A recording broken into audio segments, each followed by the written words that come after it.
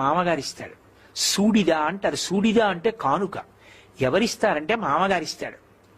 కోడలికి ఓ మంచి నగో, కోడలికి తనకున్నటువంటి శక్తిలో మంచి చీరో పసుపు కుంకాలో ఏవో పట్టుకొచ్చి పరమ సంతోషంతో ఇస్తాట. ఎందుకనంటే అమ్మా, ఏ ఇంట పుట్టిన పిల్లవో, నాకు మనవణ్ణి ఇస్తున్నావు, నాకు మనవరాల్ని ఇస్తున్నావు, అమ్మా తాతనవుతున్నానమ్మా. ఎందుకని అంటే నాకే కొడుకు కూతురు ఉన్నారనుకోండి, కూతురు వైపు మనవలు ఉంటారు, కొడుకు వైపు మనవలు ఉంటారు. శాస్త్రంలో చమత్కారం చెప్తారు. కొడుకు వైపు మనవలు కూతురు వైపు మనవలు కలిసి ఆడుకుంటున్నారు.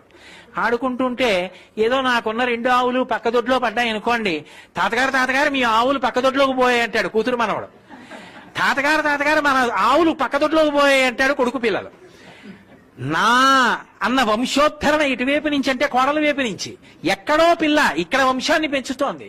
నా మనవడు